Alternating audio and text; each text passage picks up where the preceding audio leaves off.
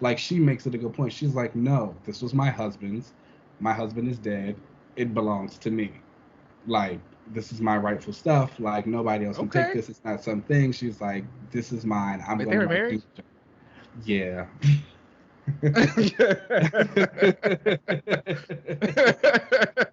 It's been bad I for did her. not. It's been really bad for Clea. They've been married Oh for like a wow.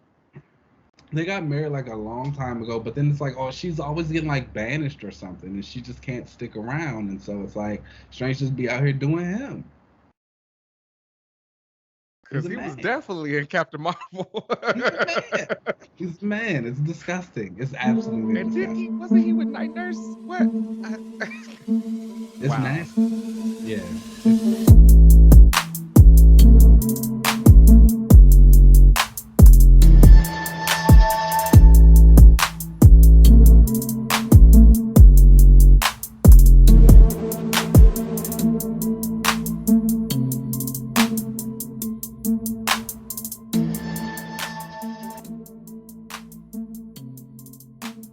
It's all right, all right, all right. Hello, hello, everyone. Welcome back to another relaunch. After our break, I'm Keenan. Oh wait, no, no, no. I need a new name. You know what? Because she just got released in the Marvel Contest of Champions, I'm going to be Captain Britain, Betsy Braddock. Ooh, I know that's right. And I will be Miss Anne Marie Laveau, Rogue. Okay. Yes, being Ooh, Powerhouse Rogue. that is like offensive to Carol right now. She She'll be all said. right. She'll always be all right. She's gonna have to do Oh, it. that's fine. Well, how are you though? How was your break week? How was your little vacay? Ciao. Ooh. Yeah. It was a mess. Oh no, like good It mess was or a like mess. or like mess No, mess. people was Oh, people were fighting, people stealing. It that was might steal it. No, it was how do you it was quite that's the trip. And then like we stayed, so I went to this took a ski trip with some friends. So we're mm-hmm. in Utah. It's freezing Okay. cold. The Mm. place that we stayed in, hot water stopped working. I'm sorry, that's not funny. It's funny. You gotta laugh. Oh, that's sick. Oh no. It's truly it was quite the trip, to say the That's least. It was one I uh, will never forget. I was say you never will forget it, and this is definitely a bonding experience for you and the people who were there. So Oh yes, or that's unbonding. sometimes you got it's a new year. We just got to get rid of the bad seed. It's something, child. Oh my gosh! But hopefully you How are had time you? to. Oh, I'm good. I'm like, Yeah. yeah. I've been going to the gym. I'm like about to start a new diet plan because I gotta get the like. That's always been my problem. I don't have good eating habits. I love sweets. I love sugary things. I love to snack.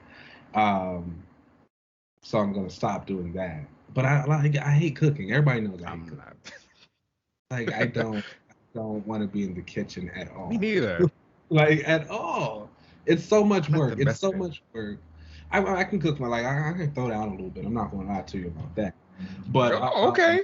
I I just think like now when I think of cooking, the process of it, like the prepping, the dishes, the eating, the dishes Mm, again, like the more dishes, and it's just like I got to do it again. It's like it's only for right now, and it's like and then you talk about leftovers, but it's like nobody really likes leftovers. Like you mm, want your food when it's fresh and hot, and then you don't want it anymore. It's too much yeah. Yeah. I agree. You're not gonna find any kind of work. disagreement from me because I hate cooking. It's just where I'm at. Like I don't know. I'll figure it out. I'm gonna do something. So I found out my brother actually works for one of those like meal prep companies. I was talking to my Mm, mom about it, and she's like, "Yeah, he works for this one." I was like, "Does he get the meal?" She's like, "Yeah." She's like, "He's always bringing some home." I was like, "Oh, bring some this way," because that's apparently they're right. good. I don't know which one. Okay. We'll see. We'll see. I Try know it my out. mom's Let us gonna know. listen to this too, and she hasn't brought them, so I hope this reminds her and she brings them.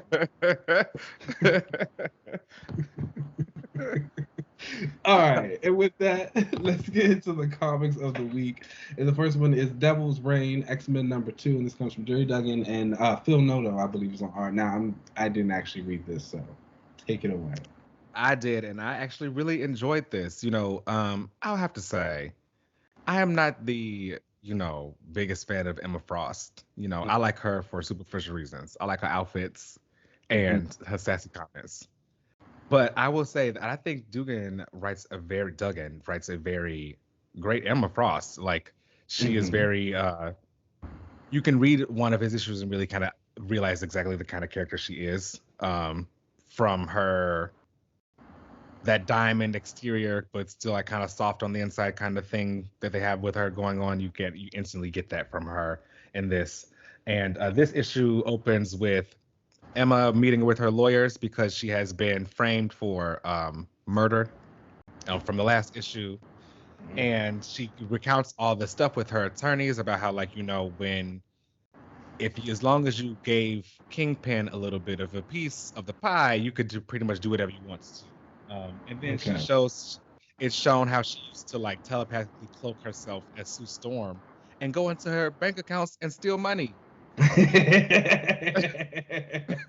I like when Emma's funny. But she also used to do favors for Kingpin, like stealing ideas from Tony Stark's mind or forcing She-Hulk to not file specific documents in court so that people could get free. She was just always kind of doing things for him in exchange for like the freedom that she got to have within New York.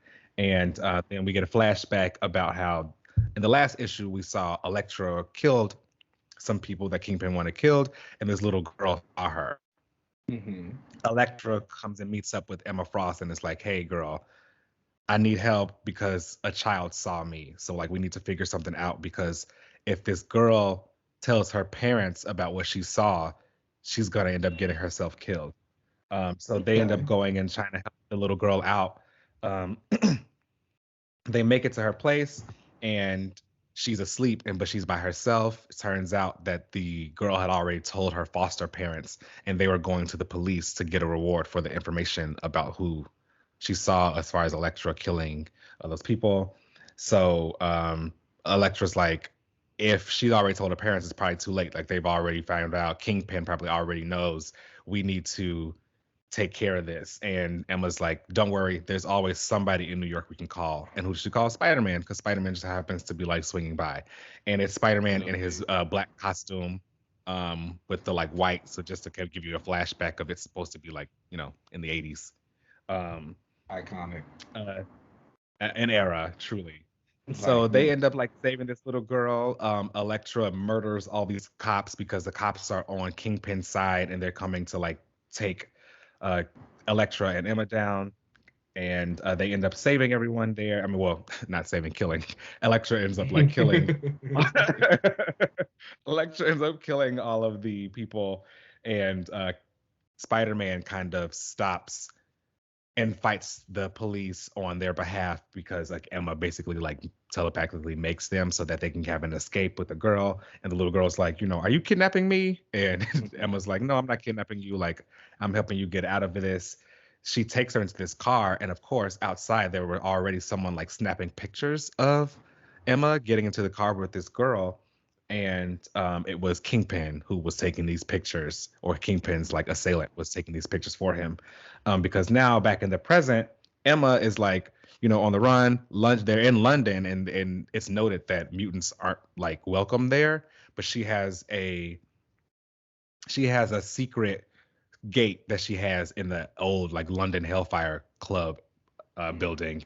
She uses that gate, and she's dressed like Kate Pride, like in her like captain costume, and she ends up getting like beat up by Union Jack and arrested, and they're like, no, you're going right back to America. You're under arrest for the murder of that girl because the last time she was seen was with you, and there are pictures of her with that little girl. So she says she was on her way to try to like, because she knows where the girl was because obviously she hit her. So she's like, I'm gonna go find her so she can clear all this up, but she got arrested before she could even get there. So we're going to see if that is actually alive. Did Emma really kill her?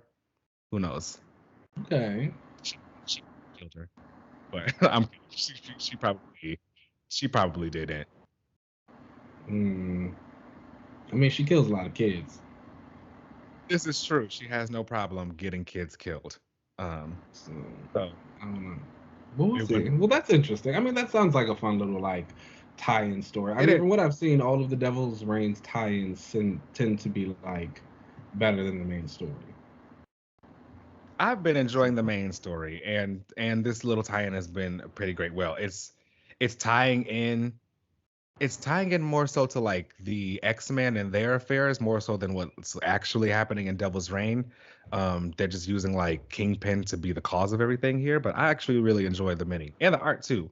Phil mm. Noto draws a pretty great Emma Frost. is it like normal Phil Noto art where it's like a lot of just background I wall? I know what you mean. I know what you mean, and I say no, not this time. Okay, It's actually a lot better.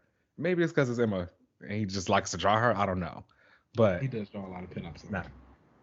Yeah. Well, that's good. What would you rate it? And sorry to the Dazzler fans. I've seen some people say that they picked this up because Dazzler is on the cover because obviously this Oh, takes like the 80s and all that kind of stuff, but she was not in the book. shameful. They always use Everybody else on the cover. They had art. She-Hulk on the cover, Sue Storm, like everybody dressed in their 80s looks. Mm. All Did they everybody on actually? all of Oh, them and showed they, up. Dazzler. oh, that's so nasty.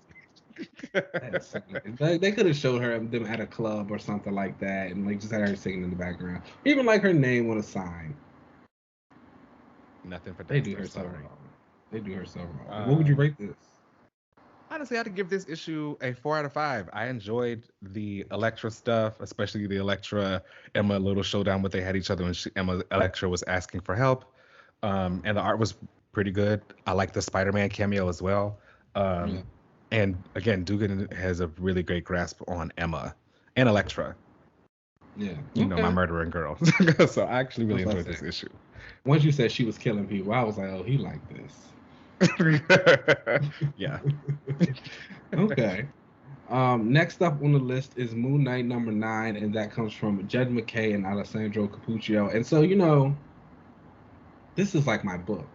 All right. It Obviously, like this is is. my fave. It's a very exciting time to be a Moon Knight fan right now. The show comes out in a couple of weeks. We're like getting a move on everything. I've been a little up and down on this run. I want to say there were some things I wasn't really sure, just like how he was tying in. But I gotta say, between the last issue and this one right here, I'm completely in on this book now. I think Jed McKay is doing like a lot of really interesting stuff. And so basically this issue, I don't know if people remember, last issue was Hunter's Moon story. But the one before that, Mhm. Zodiac, who was a new villain for Moon Knight, he blew up the Midnight Mission. And so in this one, basically he's still trying to take clients and everything and help people out. He's gotten word that people keep going missing in a building from one particular floor. He goes there, figures out this building is somehow alive and is taking people's minds. Once the building touches his, though, obviously Moon Knight's a little crazy. That's always his thing. It goes crazy. It spits him out of the house. He's meeting with his therapist, who has also been contacted by Zodiac to kind of keep tabs on him. This is a new And Zodiac? this is a new Wasn't Zodiac. there a Yes, Zodiac that was like an Avengers villain? there might have been. I think I so. don't think. I don't Okay. think. I don't know. These two aren't related though. This is a new Zodiac. Like this is a new guy. Okay. Um, but his like therapist who he's been going to, she's been contacted by him. They're having a conversation. She's like, the Avengers didn't come looking for you yet while you were gone, because apparently while he was in this house he had been gone for like a couple of days and he thought it was just like a few Oh. hours. But it's like, no, maybe you kind of need to realize that like you're not a good superhero and that like you do make things worse. And he's just like, nah. So he's just like, no, it's whatever. I'm gonna help people. So he actually ends up going to Wong, who, Stephen Strange's housekeeper, and he helped him. They talk about a time when they like teamed up in some mini. It was written by Don Katz, like the Doctor Strange Damnation miniseries. They like all teamed up Oh in yeah. Vegas. It's like the Midnight Suns, yeah. So they mentioned that, and so he gives him something to help fight the house. Turns out this house is the House of Shadows, I believe it's called. And this is like a really old like thing from Marvel. I don't think it's been seen since like the ROM Space Knight series that happened like, Oh wow. Okay. yeah, decades ago. This is the first time it's popped back up, and he like I talks like to when this they do house. stuff like that, where they kind It's of like, hot. reuse something, like just bring it back around. It's really cool. And obviously it gives me a little bit of that Constantine feel and that like house that he travels with a little bit. But I'm like, whatever, we'll take it. And Yeah. so he like kind of talks to this house and he's like, I understand that like you just want people to live in you. Like you're not trying to do all this crazy stuff or whatever. So they actually team up. So the house turns itself into a version of his new headquarters. And Oh, so cool. he Okay. like yeah, so he gets his little vampire assistant girl and his other friend Terry. He's like, all right, this is our new mission. The House of Shadows is on the team, and that's where the book ends. Cool. New Yeah. HQ. New HQ. It was like a really good like. I've been saying Black Widow is like a really good action book. Like it's kind of like that spy thriller. You know what's going on. I think this is something that is a really good psychological thriller type of book. When you think of shows like Mindhunter and things that kind of really delve into the psyche of people and like why they do a thing and those quote unquote crazy people and like how they act and where they get, like this is where this book comes in. And again, like Capuccio's art, it has this very hazy feel and it just like works perfectly. Like I'm reading this and I'm like, damn, this is good. Like I can't wait for the show to come out and this to finally adapt it so we can see this because this is just like what I need. But I give this issue a 4 out of 5 and I highly recommend it to anyone. I highly recommend this run to anyone who wants to get into Moon Knight. I've done this light on Moon Knight before, and I said a lot of his books a lot of them can feel separate from each other because every writer tends to take like what they want from his DID and all of that stuff and like make it their own thing. And this is the first time I felt like someone has really done a good job at combining all of that and making it work. So it's like, all of that stuff happened. It exists. This is where we are now, and it like continues to push him forward. And that's one of the things I think can be like the best for any character. So pick it up. You really went in there. Do you feel like the supernatural is kind of like building up right now within Marvel? Or is it just happening in Moon Knight? Like yes and no. Obviously, Multiverse of Madness is coming out soon, and I think that is giving it a big push to get into like magic and supernatural stuff. I feel like the only ones, Moon Knight's doing it. Strange is doing it, which we'll talk about that one in a little bit because that's a book that came out this week as well. I know something's going on with the Scarlet Witch sometime soon. She might be getting a book or something, so there. But I feel like it's very low. Also maybe because they got Blade and the Vampires too. Black Knight's been making a resurgence. I guess it's all coming together. Like I feel like it's a little quiet. No one's doing anything. It's not like a big event like how it usually is or something like that. It's a lot of characters just kind of doing their own thing in the background that could probably collide later. Maybe a Midnight Suns relaunch or something. I don't think I need that. I'm coming to realize because I like the Midnight Suns, but I think I like the idea of the Midnight Suns more than the actual execution of what we've ever gotten. So it's like, I don't know if I actually need to see it. Maybe if Ewing or Randy writes it. Ram one, it would be hot. Okay. That's the writer. That'd be hot. Yeah.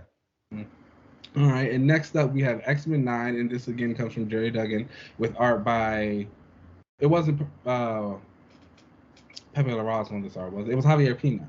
Yes, Javier Pina was the artist. Yeah. This was, so I picked this up. Oh, I'm sorry. No, the artist was actually OF Villa. Oh. Okay. CF Villa. CF Villa. Oh, okay. Oh yeah. So I picked this up. You know that, right? Oh, I thought you dipped out. I did, but someone told me that Regent Storm was in it, and so like I've come to realize like I'm really here for Regent Storm. Like I love. That's the girl. Like, I'm always going to be there for that, and so yeah, I was like, oh, okay, well let me buy it. It has been no secret before that I have said that Storm is boring. Regent Storm is not. When I said he said it, I was lying. I said it. Okay. Well, Regent Storm. She's hot. I feel like she's hot. Yeah, this is where she needed to be. This was like the next step for her. Yeah, and I think like we've talked a little bit about like stuff that we would like to see Storm do or where we like to see her go, and it's like, how small were we thinking? Yeah, truly. I'm thinking Like just like what? running a team, Like you he had know. no faith in the doll whatsoever, or anything that she could do. 'Cause it's like, what are you talking about? She's like queen of space now. Like, and it fits. Like, who else Yeah, would you see truly, doing this? And truly. I've said it before and I've tweeted again and I'm saying it all the time, but it's like that is such a massive flex for the character and just like what Marvel thinks of her. Because even Yes. though this is something that came from the X office, like that is a company-wide thing. Like anybody can have that. Someone can be anywhere now. She was just in Devil's Reign. Just as Devil's Reign, speaking about how no Krakoa will stay out of this. Because not only is she, region of space, she's also on the Krakoan Council. It's just like people love to ask, who do you think is Marvel's premier leading lady? And it's like, It's please always stop Storm. asking. Please stop asking because we know exactly who it is. Yeah. They just named her regent. But so yes, I picked this issue up for her. I'm thinking to see her and like the stuff on not Krakoa, Araco with that council, I thought was really dope to see. And throughout this issue, we get a lot of little moments. We see Rogue and Gambit are somewhere following up on the lead, and they run into Destiny, and they get into like a big bar brawl. We see some fun family soapy drama from them, and like Destiny and how she hates Rogue. She's like dragging him to the entire issue, which is always fun. Yeah, but Gambit kind of cleared at the end.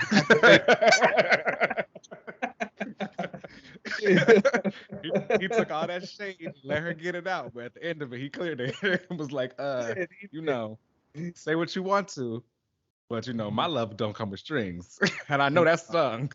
She ain't have nothing to say. Like you saw, he just walked out, and so did Rogue. So, but throughout that, and we also get some scenes of like the council and them voting on all of the stuff that's going on with Orcus and how they're finding out about the mutants. And let me tell you something. I love Orcus. I They're have to say, I love Orcus. I love a like villain organization. I know it's been no secret before I've talked about AIM being like my favorite, like one of my favorite like Marvel villains. And what I've loved about AIM was they used to have like a big like council. They had like, the Scientist Supreme and then like all these different divisions underneath it. I love a villain like organization like that. And so Orcus being one is fantastic because the X-Men needed something like that as like a villain group anymore. You can't just say like humanity. That's boring. No, I agree with that. And I like them too. And I like that Brand is also there. Yeah. I don't think she's Pattison. I think girl. that lady just got her head chopped off. Sorry. That girl. I mean, it's definitely coming. She's definitely gonna have like a really horrible bad downfall, which is like it's gonna be really interesting to see because we see a lot of characters do a lot of really bad things. It's gonna be great. It is. It's gonna be so good. But I feel like we've seen a lot of characters do a lot of really bad things, and those characters in those type of positions who do whatever they want, but mask it under the pretense of the good of everybody when it's really just more so the good of themselves. I think someone like Brand's kind of in a league of her own, but I think when you think of someone similar, you could think of like Maria Hill and like how she acts, and it's like she kind of do these bad things for the greater good, but it's like there's still a redeeming quality about it. There's nothing redeeming Brand. Nick Fury, yeah, and Nick Fury Jr., like all of them, but there's like nothing redeeming about Brand, and it's just like I just think that is amazing. Yeah. Like she's just a bad lady. Just a bad lady. And it's just like, man, when was the last time we had a character who was just like a bad person? I remember y'all were going up for her because she slapped Carol across the face, and now she's a terrible lady. I was still going up for that too. She cleared her. I remember I actually bought that issue specifically for that. That was a good day. But yeah, so we see that going on. I'm really enjoying that, and I mean, I have to say, like, of all the X-Men issues, this is probably my favorite one. Outside, like, since the first. It's up there for me. I think my favorite issue still might be the Polaris issue. It just is what it is. Give me that one. But I like these past couple issues have been really good in my opinion, and it really feels like it's coming together, and it's really like feeling like a book. I've been really looking back at a lot of the comics and stuff, and I feel like books don't even really start to pick up until about like the 6th or 7th issue, in my opinion. And then I don't even think like a book is really a run until you get like over 25 issues. So like, Really, yeah, even in like today's market of comics, I agree. Yeah, I think I even in would at today's least market. give them. I think I've kind of accustomed myself to thinking that 12 issues is a full run. Mm-mm. I still don't think that's enough. I don't think it's enough, but I think you can accomplish a lot. You can, yes, yes. But I mean, actually, I'm not. Well, I would say, like, again, a few years ago, I would have been like, I don't think a comic gets to 25 issues anymore. But now, again, we do have comics who are like actually really lasting a long time. Yeah, Avengers, Immortal Hulk, even this last Marauders did. books. I was about to say, Hellions went to like 20 something issues, didn't it? Who would have Yeah. ever thought a title with Hellions? See, So, it can happen. okay, I guess we're back up And to I think 25. even like a Hellions, like it needed that much time for you to like really start to like get into that team and dive into those characters. But I feel that. Oh, this issue. I realized I don't think I like this version of the council anymore. Oh no. Well, that's fair. It's just like that original council was hot. it's just like, I was kind of going through it, and like when I was looking at the votes of that data page and it was talking about who voted for what, I was like, yeah, how else did anyone expect this to go? This team is too vanilla. Kate needs to go. My fave voted for no. I mean, well, I'm sorry, voted for yes. He said, let's go take him out. Like, seriously, why are we playing these games anymore? Yeah, Exodus said, let's go handle our business. Or really, I just kind of want Kate to go. I'm gonna be honest. I don't like her. Well, she's kind of bad. I don't know. And she doesn't do anything. I think Shaw can also go. Or Emma. One of them two. You only need one Hellfire person. Well, Emma, I guess, didn't she give up her Hellfire position to she gave him up to the Cuckoos, I think. Did she? Yeah, I think they like run over Hellfire, or someone else does. Well, then Shaw can go. I thought he was after they beat him up, but I guess he healed up and sat right back down. But yeah, they don't do it for me anymore. But I also like, it's also kind of funny, like this, all of Bishop's character development is coming from his data pages. Like that's where you're learning everything. Now stop talking about someone they doing dirty. They doing Bishop. They doing Bishop dirty. Like everything's in the data page. That's the only time. I don't know. His new Marauders book is. I'm sorry, that's Kate's new Marauders book is coming out, but he's going to be in it. You want me to get excited about a book with Bishop not in it but not leading it, and the leader is Kate Pride? Absolutely not. No. I don't know. It's sick. Mm-mm. Whatever. What would you rate this issue? Honestly, I'd give this issue a 4 out of 5. I had a great time with it. Even though Lorna wasn't even in it, I appreciated all the development with Orcus. And I've said before, Nimrod is my favorite X-Men villain, and one of my favorite Marvel villains overall. So, and he was in this book doing fantastic stuff in it. I even like the addition of MODOK to Orcus, and all the stuff also with on Araco at the end with Sunfire, talking about how really nice. He was building up his house there. He's like, I want to do more. Like I just want to do like my powers work out in space. Like I can go off and do more than just what's in front of me. And I did actually laugh. I did laugh when Storm showed up at his place. She was like, on Araco, they fight for all of your space. Like someone's going to come here and challenge you for this area. And he was like, look over there. Don't worry about it. I know they're coming because I've already killed a few. So, it looks like they're also going to go and rescue Red Root, or that they need to go and rescue her. So I don't know if that's going to be a mission data page. Yeah. So we'll see. So yeah, I'm liking it a lot. Sunfire is one of my favorite X characters. So do you think this this plot point of rescuing Red Root from Otherworld, do you think that'll stay specifically in this X-Men book, or do you think Sunfire is going to head over to X-Men Red? I think I could see both of those happening actually, where rescuing Red Root sounds like a superhero kind of thing, so I could see it being in X-Men. But I can also see it being an X-Men Red thing that Storm is doing. You know, she is changing costumes and getting into more of like a superhero athletic kind of look. So that might be one of her missions, that she goes and rescues Red Root. And maybe he joins her, because it seems like this team. It seems like everybody on this team don't want to be there no more. So, I mean, it's led by Gina Scott. I know. I wouldn't want to be there either. I guess they don't have too much faith in their leaders right now, because everybody's like, I don't even really want to be here no more. Well, that is exciting. I think I will also rate this 4 out of 5. Like, really good. Really enjoyable. Pick it up if you want. We'll wait for that one. Next up on the list is She-Hulk #2, and that comes from Rainbow Roel and Roger Antonio. And, you know, it's really interesting when you get to read a comic book that is so tailored to your specific interests. Because this issue was all about Jack of Hearts, which, oh wow, as a She-Hulk fan, that's going to be kind of annoying. But as a She-Hulk and Jack of Hearts fan,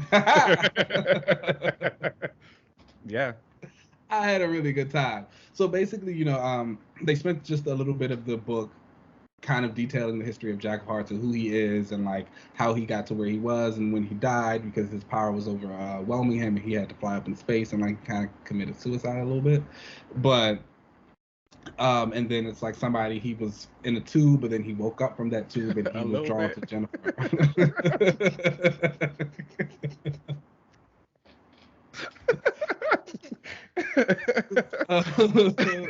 He's alive again now. Right. And so that happened. But yeah, and so then him and Jennifer have always had like a pretty strained relationship, because his power, he absorbs hers. And so he can absorb energy too? Yeah. You like him. I do. Actually, he appeared in a lot of Quasar books, because I guess he was out in space a lot. Yeah, he was a space hero for us. Yeah. I was into it. He was on this Space Avengers team with Quasar, Living Lightning, Spectrum, and Thor. So yeah, I was into that. That's a powerful team. Very powerful. They were like the space like protector team. Yeah, you got to keep them out in space. But yeah, so like he's there in her house, and so, you know, Jack is talking about all these things, and so he starts realizing that he's like thirsty and he's hungry and he's tired, and he's like, these aren't things that I do. He's like, I haven't been hungry since like my powers activated. I haven't had a drink since this. I don't need these things to survive. But like she hands him some water, and he ends up drinking the whole pitcher. He's like, I'm thirsty. And so, you know, then we get a little bit of Jennifer. She goes back to her new job, and she's like on time. She's green. She's like lifting the ambulance out the street, still getting like some fun slice of life stuff. But then we kind of like cut back to the end of the issue, and wherever Jack was and that he broke free of, they're like talking about like Jack of Hearts, and they've also got all these pictures of She-Hulk up somewhere. So it looks like those things are tied. I don't know if it also has something to do with that Reckoning War that's happening over in the Fantastic Four, if that's tied in, because I know that's supposed to have something to do with She-Hulk and like Jack of Hearts, I think, but I'm not reading that, so I don't know. But it was a really fun issue. Again, I think that if you're a fan mostly of She-Hulk, like, it's a little frustrating to get this backdrop on Jack of Hearts, because like you don't want to read about him. I personally loved it, and I thought it was really interesting. And I think if you don't know anything about Jack of Hearts, I kind of think you need that backstory anyway. I would say that the pacing felt a little bit off because this is only 5 issues, but I recently saw on Twitter that Jim Bartel announced the series has been extended because the reaction to it has been so positive. So like, yay that. So, I think people have been waiting for a long time for, you know, She-Hulk to not be savage anymore and get back to being herself. Because Mr. Aaron, he was not doing it at all. Well, he's been hot. He's been in trouble recently. Oh my gosh! And so, you know what's crazy? I saw that like design when it first dropped today. I actually think I tweeted it, and I was like, oh wow, because I was like, this is like really sexualized, but I didn't like think about to the extent of everything else with it. So when I was like, woo, that's crazy. Right. You know, you guys, you got to be noticeable of those things. Pay attention to them. But She-Hulk was always great. I personally would give this issue like a 3.5 out of 5. I think the art's really good. I think it feels fun. It feels bouncy. Again, I take some points off because of the pacing, but I feel like even though it has been extended, that was still more of an issue when this was only 5 issues. I think, again, if it had still only been 5 issues, we'd be like, this is kind of, let's get the story moving. But it's fun. It's Jen. I'm excited for the next issue. It has great covers. Pick it up. Okay. Dope. I'm excited for her And show too. oh my gosh, I'm so excited. I actually think I'm going to go back and rewatch Orphan Black Mm. because that's Tatiana's show. And like, I've watched the first season, but I never finished it. But I was like, just sounds like something I'm really into. She's a great actress. I can't wait. Yeah. Really winning in this era of the MCU. Another win. Love that. Love that. And the last book we have this week is Strange #1, and that once again comes from Jed McKay and artist Marcelo Ferreira. And shout out to McKay and Dugan because they had some hits this week. And They did. this was no different. Like, Really? this was a hot book. Okay? You know And what? now- You know what? Magic community. Y'all I can was never about to say say, I anything know you- that I did. I've never said anything bad about it because I was the one who said, "Give Clea her flowers and bring her up." Look, I was just about to say, I know you like to say you don't like magic, but I think you might want to go ahead and pick up Miss Strange #1. Now, I'll admit, when Clea got the title at the end of the Death of Doctor Strange mini, I was kind of like, like, it's cool. I personally really like Clea, but it was just like, I felt like the way she got it was weird. It was just like, oh, Steven's dead. He's like, oh, you're here. Just take this. And it was just Wow, like, okay. He was like, but like, I think the way it's kind of presented here for Clea, because Doom actually shows up in this issue saying like, no, you need to take this. Like, she makes it a good point. She's like, no, this was my husband's. My husband is dead. It belongs to me. Like, this is my rightful stuff. Like, nobody else can take this. It's not something. She's like, this is mine. I'm Wait, going they were to married? do it. Yeah.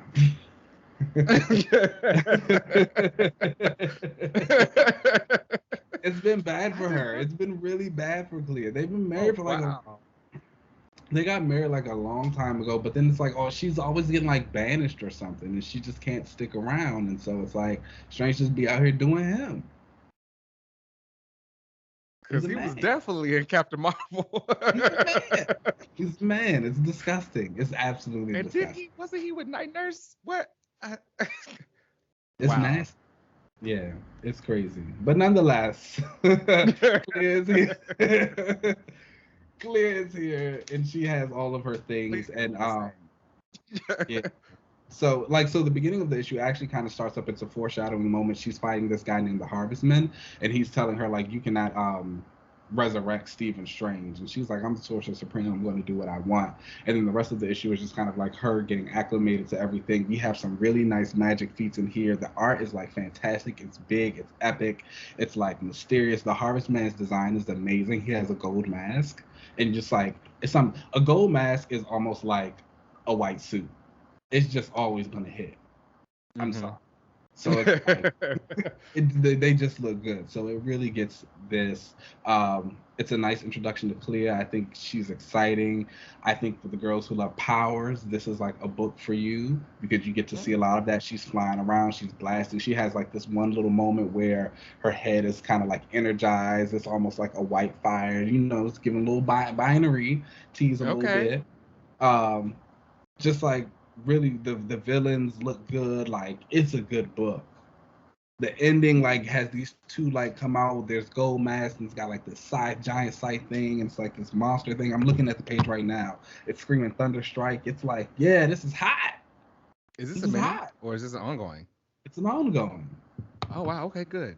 Yeah, and then again, like, Clea is a character who has been done dirty. All right. Clearly. She is like one of those female characters like who really just played the role of like the girlfriend, and then they got rid of her. And so it's like to let her get that shine and like really get something about her, and like she's coming off really strong. And Jeff McKay is just a hot writer. He can't do any wrong in my eyes right now. He's like up there. Everything's been good and hitting consistently. I still sing praises about his Taskmaster. That was my favorite mini. A moment. Like, yeah, he was good. I give this a 4 out of 5. Also, this was a really strong week for comics. Mm-hmm. Really strong. Definitely. Pick them up. But all right, let's go ahead. We'll take a little break and then we'll come back.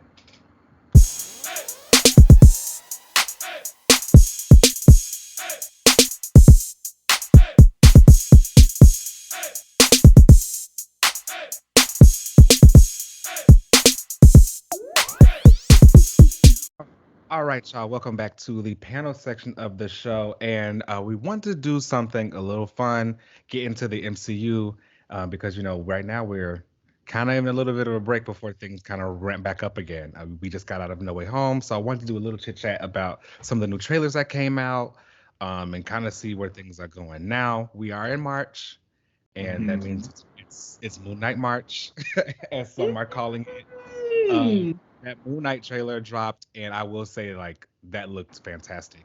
Um, Bald.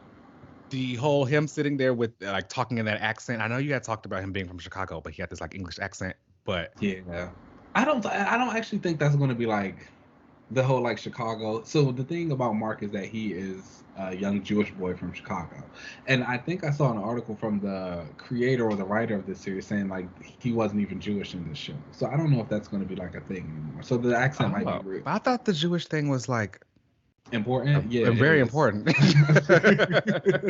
It's like kind of really important to his character and like something that's Yeah. referenced a lot. So it's like I'm not gonna lie to you, I only read the headline of it. So it's like I don't know if he Okay. was taken out of context or what, but I saw people commenting on that saying like, oh, I can't believe he would say this, and they were saying the same thing. That like him being Jewish is a pretty important part of his character. Like he's had a couple of storylines where it's emphasized and it's like plays into like his kind of role with his identity and becoming Moon Knight and all that. So if he's not Jewish, like that's kind of gonna suck a little bit. I won't lie. Yeah, I would hope that they wouldn't erase such a big part of his identity. Yeah. I don't really read Moon Knight, but like I know he's Jewish. like, Okay. I thought that was such a common thing. So hopefully, maybe it's just a part of maybe they put it a part of one of the other identities. Like maybe Mark isn't Jewish, but like one of his other Jake is. exactly. I guess I don't know. We'll see. Maybe because they really wanted Homeboy to be to be Moon Knight, but they were like, how do we work around this? Because I mean, that's kind of what I feel like that's what they did with the Ancient One in Doctor Strange. Oh yeah. I feel like they really wanted her to be the Ancient One. But it was like, what's her name? Tilda Swinton. Tilda Swinton, yeah. But they were like, we got to work around this. I don't know. We'll see. I mean, I'm still excited for the show regardless. Again, Oscar Isaac is an amazing actor, and that suit look hot. Like the suit looks great. The posters, man. The MCU has stepped their poster game up. They saw y'all dragging them for them posters before because it was they not were like, we coming out with something better. Like every single one, especially for like Moon Knight in particular. I mean, the Multiverse of Madness was, and I know we're gonna talk about that one a little bit, but I just think like in general, like the posters have been great. It gets me really excited to see the posters for She-Hulk when they drop. Eventually for Cat 4 when those come around, because like I'm also really like curious about Sam's second suit, but whatever. That's another discussion for another time. Iconic, the one of him as Mr. Knight, and like that's my. I even like the little like crack in the mask or whatever that is going on right there. That's hot. And I think I wasn't sure. I kind of wanted maybe like some type of opaque lenses or something covering up the eyes in the beginning. But after seeing that poster, I'm like, oh no, I'm totally cool with seeing the eyes. Like you feel the murder coming. The murder. Yeah, I think that's really great. That trailer was great when he was like beating up that werewolf at the end. So it seems like we are really getting some supernatural stuff in the MCU now. It's the werewolf by night. Was that like a confirmed thing that he's in the show and getting his own spinoff? Yeah, I think so. Okay. Yeah. I wasn't sure if it was still like just rumor land or like people or like Marvel had come out and said like, no, this is actually happening. I think it could have. You know what? Don't quote me, because now I feel like it could have been a rumor, because I don't know if Marvel had come out with it just yet. But I could have swore I saw. I know a lot of the things that come out tend to be true some of these times, most of the time, because I feel like that's actually not true. I feel like some of the times, some of these things tend to be true, but I also don't pay too much attention to it until I hear from the horse's mouth. Oh, um, so yeah, it is true. Oh, okay. But it's just a special, like it's a Halloween special. Oh, okay. That's fine. That makes more sense. That Yeah. makes a lot more sense. It's not a series, it's just a Halloween special. A one shot, if you will. You know? That'll probably become. Oh, that'll be like a cute thing if they start doing that as the years come, like a more Halloween special with some of their other obscure characters. That would be cute. Mm-hmm. And they start doing all the like supernatural characters on, Halloween and all that kind of stuff. The streets and the magic and supernatural sides are thriving. I think you I'm might. gonna give it to you. I'm gonna go ahead and give it to you right now. Come on. I will give it to you because between that and let's go ahead and get into that Multiverse of Madness trailer, which like Yeah. the magic is kind of given. I'm not even gonna lie. The magic is given. Now it's also proving my point that the magic users always just make things worse. Like they're doing that. Well, I think this one's a little bit different. Someone's doing it intentionally, Wanda. She's not a good representative for y'all. He's railing girl. Can't reign Scarlet Witch, not Little Miss Chaos Magic. It doesn't make sense. It's like, obviously you can't. It looked like if you try to, she's gonna kill you. She's in her villain era. It's gonna be sick. It's gonna be interesting. So I don't know, I don't know if you heard about that little Reddit post that apparently kind of details the entire movie. Oh yeah, let's get some tea. Also, y'all, sorry, we are definitely getting into spoilers here. So, if you don't want any kind of MCU spoilers, you might or rumors or whatever, definitely skip this part. So let me tell you, I had no idea about the Reddit post at first. So I watched the Multiverse of Madness trailer, and then I was like, okay, that was cool, that was dope. Like lots of interesting stuff going on. Like I'm trying to figure it out, and I saw all these people talking about this Reddit post. So I'm like, what is this Reddit post? So then they linked it, and so I went and read it.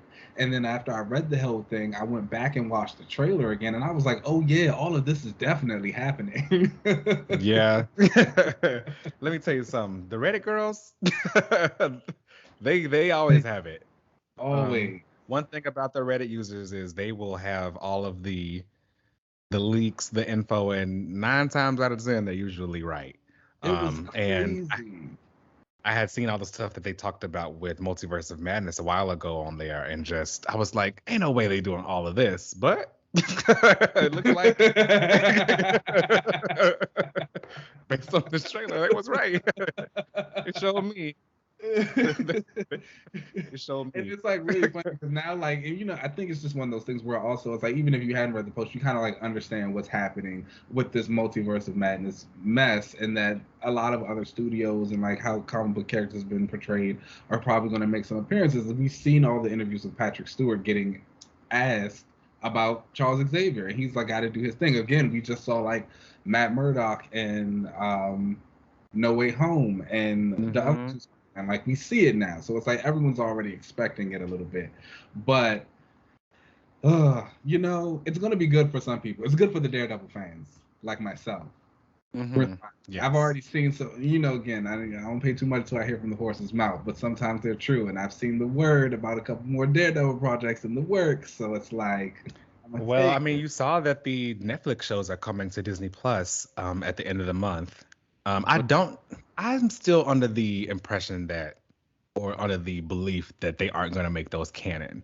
I think that they are still going to like use the characters, but not like that story or that universe. Like what's his name? Matt Cox, right?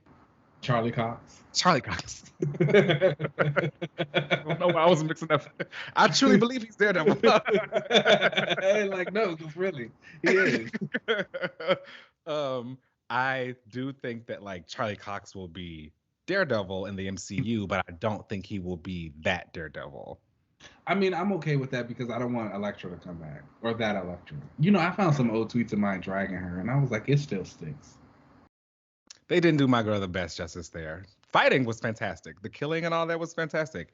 And I don't think Elodie Young was necessarily a bad She's hot. Elektra. She's A hot. beautiful woman, but like the Yes. writing for her was So like not good. it She was was not. very. Anyways, but I yeah, mean, Charlie if we Cox. gonna talk about it, the show itself wasn't all that great. The first two seasons were That great. first season was The hot. first two seasons were great, and then even the second season only kind of fell off towards the second half because it started focusing more on Elektra. That first half of the season with Punisher was amazing. He got his own show because of it. This is true. I didn't watch his show, but yes, I didn't either. My friend tried to that's like not for convince me me. to watch it. He was like, "You got to watch Punisher." So I was like, "That just doesn't seem like the type of show I want." I'm sorry, Punisher just is not. It's like a Venom thing. It's not gonna happen. It's never gonna happen for me. I'm sorry. But then season 3 for Daredevil wasn't all that great. It kind of fell off after that. I gotta talk about that. That's how I think about it. But I do think that they are gonna. They have the shows coming at the end of the month, and I don't think all those characters are gonna like be coming back. I do think they probably only wanted Charlie. Okay. I think they wanted Kristen too. You think so? I thought she said she was done. I mean, things change when you get a check. Okay. Like you know how it goes, and then the rumors that she's gonna be in She-Hulk. Oh, well, they are friends. Yeah. Interesting. So Kristen was. I mean, they're the only two. I mean, I guess you can bring. I mean, Luke Cage and Iron Fist. I'm just kind of not here for them in general anymore. So I could see them bringing in Iron Fist only to replace him with someone else, like the MCU version of Iron Fist, if that makes sense. Because like the going back to the Multiverse of Madness trailer, yes, we heard Patrick Stewart's voice in this, and it looks like there's gonna be some kind of like Illuminati council or something that Doctor Strange is gonna be meeting up with. I think that this is going to be the MCU and Marvel like saying goodbye to those universes. Like, we're bringing them over now. Like, this is cute. Everybody get their cameo. Put your wigs back on. Yes, but we're done now. After that, like it sucked. Like we got who we got. The rest we can let it go. I'm down for that also. I agree. Do you have any guesses for who you think the Illuminati is? Because I do. Oh, okay. So Xavier, Mm-hmm. Iron Man. I would have said Black Panther before, but maybe we'll get like a different version of T'Challa. This is like for the, and then I don't know who else. Who else was in that comic? Namor. And he's not here yet. I don't think. No, he's not. Who else was in the Illuminati? It was Namor, Xavier, Black Panther. Black Mr. Bolt. Fantastic. Wasn't he? He was on that. He was on that TV show, the Inhuman show that flopped, right? They did have Inhumans. That was a dark time for Marvel. I think they could probably do something with him. Okay. But he's not on my list. He's nothing else from that Inhuman show. They like cut off Medusa's hair in that show. It was so weird. It's because they truly had a budget. They said we don't have a budget for the CGI, so we're gonna cut her hair. You know what that was? That was karma. I mean, well, no, they kept going with the Inhumans after that in the comics. They were like really pushing it. We saw how it went. It's karma. Death of Inhumans is how it went. So I think that the Illuminati are going to be the following people. I think that it is a variant of Black Panther. Okay. Of T'Challa. And I think that might be Michael B. Jordan as Killmonger, but he became like Black Panther. Okay, I see it. I do think Iron Man, but it is Tom Cruise. I love Tom Cruise. I think Reed Richards is in it, but it's John Krasinski. Okay. Which everybody knows that my number one Marvel character is Sue Storm. Mm-hmm. And I have my own like fan cast for her. And while Emily Blunt is on that list, don't necessarily need Emily if we gotta get John, because I don't necessarily see him as Reed. But I know he's a pretty popular fan cast for that. And I've heard some rumors that he would be cast as Reed in this, and like if the reception for him was good, they like bring him over as like the main universe Reed. But for right now, I think he's gonna be on the Illuminati as a variant of Reed Richards. Mm-hmm. And then the other one I think is we saw her in the trailer. I think that it was Monica Rambeau as Captain Marvel. Okay. Yeah, that was a hot moment. I see Monica being Spectrum in the MCU, and having her like own title and her own thing, and like probably in the Marvel she'll have like a moment where she's like, I don't want to be Captain Marvel. I don't want to be my mom. I want to be my own person, and I want to be Spectrum. However, fans knew her as Captain Marvel at one point, and y'all won't let it go. So I do think that they are going to just do that variant and be like, all right, look, it's Monica's Captain Marvel. Captain Marvel. Okay. I can see that. And in some other universe, you know, she was the one who became Captain Marvel. I've heard some people say that was probably Maria Rambeau, but like, I don't know. I saw some people saying she was fighting the Superior Iron Man armor. I think it's Superior Iron Man. I thought that too, but I don't know. I think that it's a Captain Marvel. Okay. Which one? I don't know. I'm here for it. It's either Maria or Monica, but it's a Captain Marvel. I'm here for it all. I'm excited. I'm excited for Wanda in her villain. I think Human Torch is gonna make a cameo too, but it'll be Chris Evans getting another check. Come on, we're here for it. I do think that he suited back up as Human Torch, but I do think that out of all of them, none of them are going to survive because Wanda's going to kill them all. Yeah, that sounds about right too. And again, it'll be like, all right, y'all, we've like the Fox universe and all that was great. It served its time. We're done. I don't know about great, but it happened. It served its purpose. Now we can move on. That'll be exciting. I think if we do get that, it would be nice to see Blade as well. Wesley as Blade. Oh, that'd be dope. Yeah. That'd be a cute little fun moment right there. Oh, Mahershala's coming too. That is hot. Yeah. I've heard rumors that like there weren't going to be this many cameos, but like the reshoots recently, they were like, let's just whoever picking up the phone right now. And want another some work. And you still fit your costume? Oh my gosh. Okay, well that's gonna be fun. I mean, I think it's gonna be fun. Do you have a like what are you most excited for? Because wait, something else needs to have a trailer soon, yes? Thor. Yes, Thor was supposed to have a trailer coming out soon. Doesn't that come out in like 2-3 months? I think so. I think they're trying to not have the hype crossover. They've had these issues before where like some of the movies were kind of closer where you're like, okay, wait, where's the trailer for the next one? Yeah. Because this movie comes out shortly after that one. But I don't think they want the hypes to cross over yet. They're really doing some promo with Multiverse of Madness, even though personally I don't think they really need to because let's be honest. It's gonna make it go. It's gonna cross like 1 billion on this opening night. Easily. Wanda's got fans now.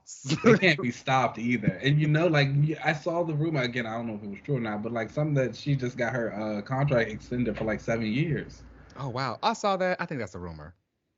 Because that's a long time. That is a long time for her. And that's a lot of Wanda. That's a lot of Wanda. I don't know what else story she got. They gonna make it. It's crazy. Wanda is an A-list character. Good for her. You know what? I think sometimes that live action can really help push that for a character. Look at what it did for the Avengers. See. Okay, look what it did for Carol. See. I'm gonna call it what it is. That's my girl, but yeah, I love it. I love it. Yeah. I am excited for Multiverse of Madness, though. I think that's going to be a very exciting kind of movie. I do think that I'm excited for what it opens. You know, I've been talking for a while on this show about how, like, I don't think the MCU is moving towards, you know, the big villain thing anymore where there's going to have the big fight against Thanos or whatever. I think that they're filling out these corners for every like characters because there's going to be so many of them that they'll just have corners and maybe do like a big crossover movie every now and then, but the corners will have their own movies. And it looks like this supernatural magic kind of corner right now is starting to like build itself up. We've got the variants and stuff over there, Moon Knight and his werewolves and everything. I'm sure the vampires are coming with Blade. We saw whatever was happening with that sword at the end of Eternals with Black Knight. So I think that I that forgot corner, about that movie. a lot of people did. I think that corner is kind of like building itself up right now. Same with the street as well. So I'm excited to see it all. Same. I think this is gonna be a lot of fun. Um, I thought it was interesting that in the trailer they have that part where Strange comes up to Wanda and he's like, what do you know about the multiverse? And they're like in this garden, and she's like pruning a tree. But like later on, she has the moment where she says, you do it, and everyone treats you like a hero. I do it, and I made the villain. Doctor Strange is in the same clothes, so it looks like she like cast some illusion, and like that whole nice I'm just pruning the trees thing ain't really real. This girl is crazy. She is. You gotta take her off the back. I'm so sorry. She gotta be put down. She's really crazy. Like, it's kind of cool, but it's cool. She's gonna bring my boy back, so I support it. Is she going to hell to go pick him up? No, she can go right back to hell with him. She's bringing him back, and so it's like, you know what? Do what you gotta do, girlie. I'm not gonna say nothing. I can't see. I'm turned the other way. She's like bouncing universes trying to look for her kids, and that's just not right, girl. They're not real. Sometimes you just gotta do what you gotta do. We'll see. You know what? At least Wonder Man's not involved in all this madness. When he comes out. I mean, she got another 7 years. I don't know. You got time.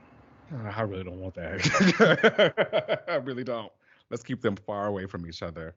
Other than these two coming up next with Moon Knight and Multiverse of Madness, there has been some slight news about like the Marvels and Ms. Marvel coming out. We know we had seen like they kind of changed their powers. They also pushed the show back. I think it was actually supposed to come out like sometime earlier this year, but now it's coming out later in like November. I'm not sure what the whole pushback was for, if they needed to do some reshoots or something, but something's going on there. And then I think the Marvels, the movie, the Captain Marvel 2 just wrapped, and that'll be coming out next year. I personally do think that Blue Marvel is making an appearance in this movie. I think that's why they call it the Marvels and not Captain Marvel 2. I think the other Marvel is Blue Marvel. He was my theory for who the aerospace engineer was in WandaVision, and I think that's who it is. I think that they're really going to. I don't think they've really done a lot of love stories in these movies recently, but I think that they're going to kind of strike that up in the Marvels with Spectrum and Blue Marvel and start to show a little romance between the two of them. I think that Marvel's slowly trying to turn them into like a couple. Yeah. And the live action of them showing it on screen will probably further cement it. We saw that in the comics anyway, there's going to be that Thunderbolts relaunch, and Spectrum is on the cover wearing her man's vest. So I truly believe that like he's probably going to be on the Marvels, and they're starting to really push them as like a Marvel couple. I can see that. I realized that like I think that trope is one of my favorites when it comes to couples. Like the nerd and the hot girl. I think I like. Yeah, I can see that for you. One who was like the smart he gotta have superpowers, obviously. It's the smart, powered one, and his very powerful girlfriend or boyfriend. Like Apollo and Midnight. I was about to say no, like that feels very on brand for you when you start thinking about a lot of the characters of the couples that you like, and then like which half of that couple that you do like. It all fits.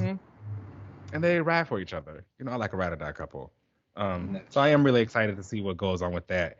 The cosmic side took a bit of a dip, in my opinion, with Eternals. I liked the movie. It was just kind of long. I think that it would have felt better as a TV show.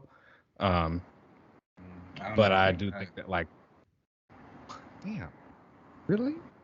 Nah, I did not like Eternals. And, like, I was recently thinking about Eternals again. I don't know, for whatever reason. And I was just like, I did not like this movie at all. Like, Cersei's not the fun girl. Cersei was, like, awful. And, like, and I like Gemma Chan a lot. Like I follow her career and I've kind of watched her gain a lot of prominence. So I was rooting for her, and I don't even mind this kind of, I guess, demure, quieter Cersei. But it's just like it was boring. It was just Well, like Gemma is. Gemma's Gemma's but like You sure? and it's like because it's not even just her. Like everyone in the movie was like boring. Like Mm. the movie itself was like boring Yeah, it was something. It was. It wasn't very exciting. It's not as because it exciting was as it could. boring. I liked it towards the end and when things would pick up. And I did like all of the way they kind of wove everyone through, like the time or whatever. But there could have been more to it. I was more excited for the Eternals of what the like things that the doors that they would open. For me, they were like a soft look at what they would do with the X-Men or like the next like ensemble cast of superpowered characters. And I thought they did that pretty well. They juggled everybody well. Um, you know, they'll probably have to have more CGI with the X-Men because everybody got powers. Everyone's got like more explosive powers, I should say. Um, They'll keep it light. you think so? Yeah, the mutants who will see. Like when we get them, they'll like the first few times they probably won't do too much. It's gonna be like Wolverine Mm, and Storm and with the Storm. lightning bolt, and her eyes will turn white. I Maybe think Magneto I like don't know. can lift a chair or something. I don't know. I think that there's been such massive improvements in CGI and like comic book movies that they'll have the powers.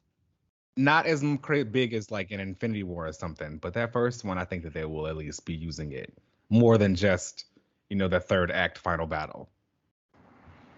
I don't know. We'll see. We'll see. Although I do think we'll definitely have a MCU X-Men chat because I have thoughts on that. But we'll definitely have to have that Okay. one later. Yeah. Are you excited for like the next kind of phases for the MCU? I mean, I think it's really just gonna depend on like what's in the phases themselves. Obviously, like I think Phase 4 started off a little bit rocky, but Hmm. I'm really excited for a lot of the Disney Plus stuff that's happening. Um, so like that's kind of carrying me over. I think now we've gotten to a point of the MCU where we really don't know what's coming next or what could be coming next. Like we're getting a Werewolf by Night Halloween special. You know what I'm saying? It's like Yeah. so now I'm just kind of in for the ride. I'm just waiting to see what goes on. I think we've kind of reached a point where everything will pretty be mildly successful to a certain Yeah. extent. And now it's just going to really depend on who you like the most or what you're most excited to see. Hmm.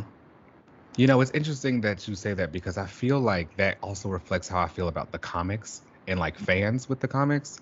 I feel like there was a time where like younger people really love the X-Men, but now because of the MCU, you can pretty much just like whoever. So now Yeah. people just have like their favorites, and now people can kind of follow their favorites rather than just like a bigger franchise. Um, and I could see that happening with the X-Men when they do get introduced to the MCU, where people will have like their favorite characters rather than liking the entire brand itself. Yeah. I can agree. I'm okay with that. I'm all good with the branches. I feel like Phase 4 should be that. Is the Hmm. branches. We're just kind of it was a little rocky in the beginning with Black Widow and stuff. Although I did like I Shang-Chi. like Black Widow. I know you have your problems with it, but I don't know. I like Black Widow. I'm sorry. She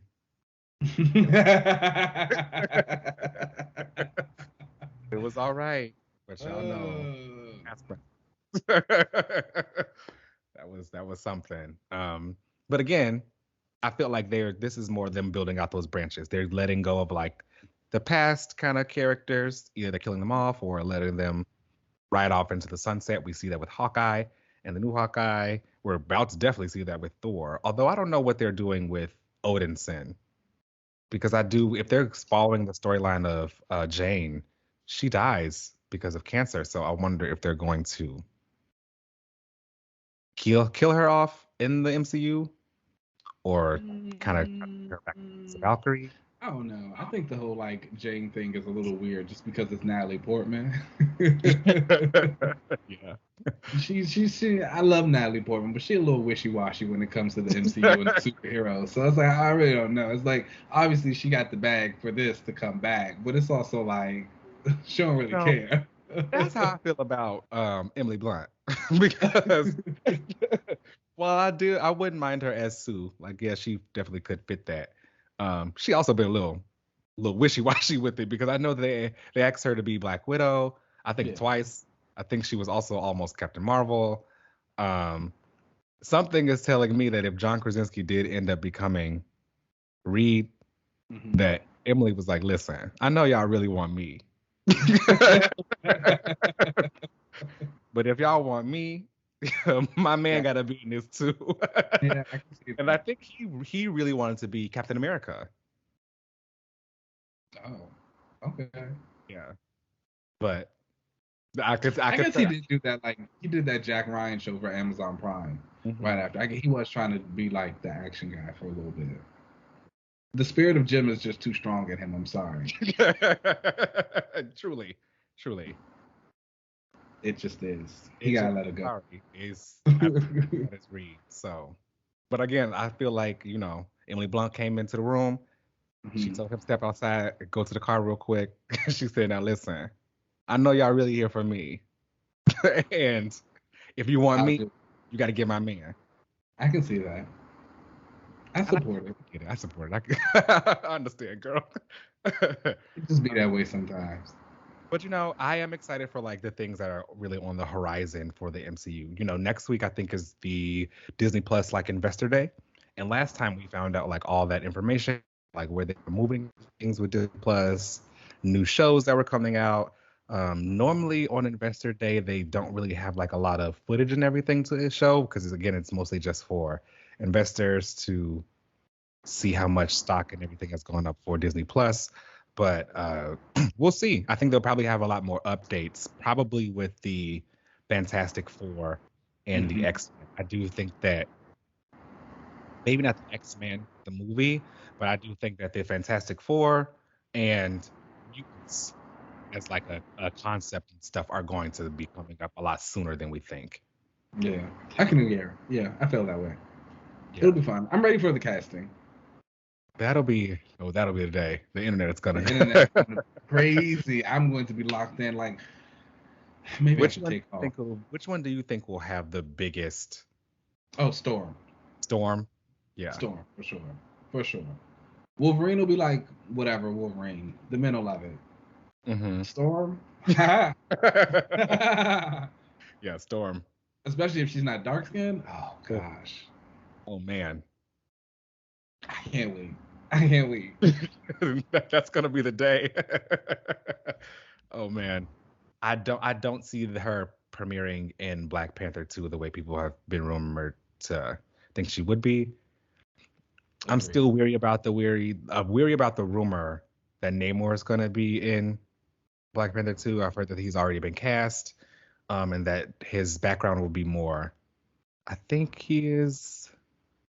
I think he's Latin or Oh, Latino, something like that. And that they would do like Atlantis would have like more of that kind of like cultural okay. background. A little flavor. I'm Yeah, into it. And yeah. like I'm a huge fan of Atlantis. Like, and I think like everybody knows I like Aquaman, but they don't know that a lot of that's just because like when I was younger, I was super into the myth of like the sinking of Atlantis. Like I had this giant book that was like an encyclopedia of Atlantis, which is like, That's cool. and like I used to tell my grandmother, I was like, oh, I'm gonna discover it, right? It was like my big thing. So it's like I'm really into that kind of mixing it up or any type of adaptations or iterations of it. Like I always look into it. I just don't like Namor. Yeah, I do. I like a little Yeah. arrogance, but we'll see if they end up doing that because I know Namor is another character that like his rights are owned by I think Universal, I think. Universal, I think, or Lionsgate. One of the two of them have his rights. So like, I know Marvel's not really in the rush to really do a movie for him, but he can appear in other stuff. So they're probably just gonna do the whole Hulk thing with him, where he's just around and Mm, impact. He doesn't have his own film. that makes sense. They don't want to have him competing against Aquaman right now anyway. Would it be that much of a competition? Not for Arthur. Just saying. Well, them DC movies. His is a successful one, so it doesn't matter. Yeah. He got the $1 billion one. That's true. We'll see what happens with that sequel. I don't know. It's looking up for the DCEU. I'm sorry. You know, I think they've learned to just make movies. But we're gonna talk about a little bit when we get to this next one, cause haha. Yeah, we'll have to have that chit chat about that then, because they've got a lot of things brewing over there. I'm still not sure. And we'll talk about it on the next one. Let's go ahead and take a break from our little MCU chat. If you guys have any like MCU spoilers and stuff you want to chat about with us, definitely reach out and let us know. Let's take a break and then we'll come right back.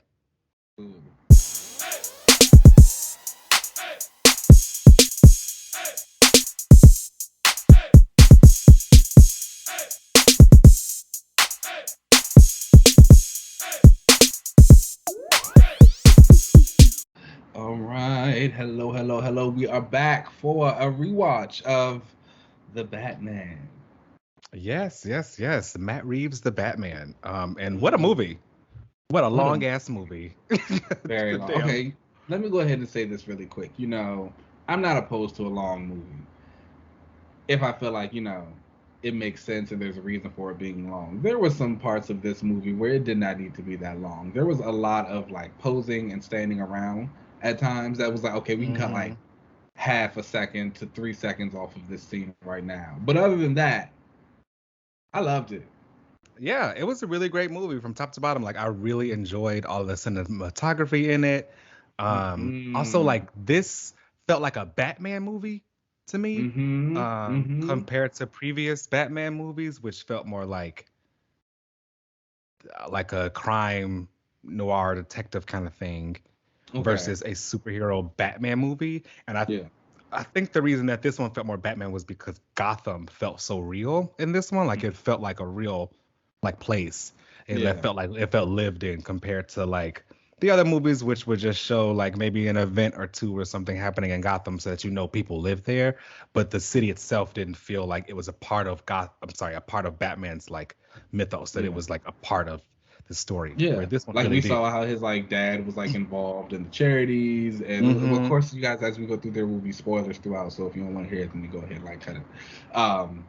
But you know, his dad was a part of the charity world, and like it was kind of like Wayne had their family and the Arkhams, and just like the history of them and how they do it. And then we even saw like the political race that was going on, and people kind of campaigning and coming to him and showing that, like, you know, hey Bruce, you are important to this town as well, in more ways than just the secret way that we don't know about. And when you think about it, like, Gotham is a crazy place, like a crazy place. It's wild. Like it's like I have to pay to live here. You know, I think that is quite the question, but isn't that something you could think about anywhere? But I mean, but it's like, but you also got to take off into the next step. It's like, imagine like coming into the city and you're like getting shown houses and you're like, you know, just the FYI, you might see this dude running around in the bat costume. Don't worry, he's on your side.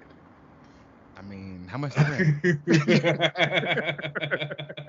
They knocking something off the rent for that or something? Or like, I would, you know, they show him around looking at apartments, and all of a sudden there's like a Joker playing car in the middle. I was about to say, he might come crashing through your window or something like that. So just be ready for that, you know. And make sure you get homeowners insurance. A lot of it, because you're gonna need it. But no, I agree with that, and I really appreciate it. You know, I've been one of the people who was really here for Robert Pattison as Batman. Like, since it got announced, I thought the casting was like really crazy, really out there. And I would say I was like very impressed with how he did it. Again, I think Matt Reeves and Robert have been saying that this is a different kind of Bruce. It's not like the older, more grizzled veteran that we know. Like, he's younger, he's got a little bit more angst. He's still like mad about a lot of stuff that's happened. He's still like very new in the game. I think there was a line where he said he's been doing it for like 2 years. Or, they made sure you heard that he has only been doing this for 2 years. Like, yeah, like it was only not been 2 years. And it was like you felt all of that, and I felt as though Pattison did that very well, and it was like nice to see. I feel like that's a Batman that we don't get to see very when he fell, when he tried to like glide off that building. It was, and like that was also something I appreciated in the fights. Like I was thinking about it as I was kind of watching, and I was like, these fights are like fine, but it doesn't give me like I think about like a Batfleck during BVS when Right. he was like beat In that warehouse. beating people Yeah. up. But it's Yeah. like, but it's like with Robert, it's like, oh, this Bruce isn't there yet. Like he is just kind of like still getting the motions of what he could do, but it was like really enjoyable to see. I also agree a lot about the cinematography. I think in the early parts of the movie, there was that first scene where he was narrating about like being vengeance and all of that, and they had the bat signal going on, and you had all the crime that was happening around the city, but all the villains like saw that one dark corner, or the villains, all the like criminals would see like that one dark corner, they would get scared and like kind of run away because you're like, oh, is he about to come out this front? I was like, this is high. I was like, this is intense. That was really great. I love all of the like suspense and stuff and tension that they put into Batman kind of appearing, and the way that the Gothamites responded to that. Like they truly were kind of either terrified of him, or they thought he was a joke, and like once he did show up, they were willing to fight him, but like they ended up losing. Yeah, beat. Granted, he would also get they would get some licks in. He was getting knocked out. He was getting knocked out too. It was good to see. But then, can I just say, little Miss Kravitz, the doll. Come on. Now again, surprising no one, she was great. Like again, I was here for a lot of the castings that happened in this movie. Selina, that's my girl. Zoe, I never had a doubt, and like she played it up exactly how she was supposed to. And it's like I don't know if you saw that like viral tweet from that girl like a couple years ago. She did TikTok or something mimicking. She was like, yes. "Oh, this is the gritty Matt Reeves drama." It was just like, yeah, and it's like that's kind of like we get it, but it was like that's what you want to see. I'm sorry. Did you see that? Zoe Kravitz saw that and she commented on the video. Yeah, she commented on the video and was like, I mean, yeah, basically. Like exactly, it's like that's what you want. Like that's what's gonna make it work. And it's like it kills me, but it was like it was working. There was like every time she came out with her boots and she was walking and she was like her shoulders was like bobbing. And she was making sure she had a little model. I was like, cause she knows she looked good. Every wig. That long was great. At the end was the one that got me there. I was like, come on, girl. If y'all know me, y'all know which ones I like. I like the bob. the shoulder length bob was doing it for me. It was she was giving it. And I wanted those boots. And I will also say, like, when she put that costume on the first time after like Annika came back from the place and was like sad or whatever, she put that costume on. It truly felt like she was Catwoman. The one thing I really appreciated about this movie was that they did not like spend a lot of time trying to catch you up on who these people are. It was like, y'all know who this is. Come on. Yes. Y'all know who Batman is. You know who Commissioner Gordon is. You know who Catwoman is. Let's just tell the story here. So I really appreciated that. I hope a lot of characters who have already like reached that status, like we don't need to tell a lot of the stuff about them anymore. Like we can, A, we already know, and B, we like live in an internet age where we can kind of, if we don't know, we can figure it out.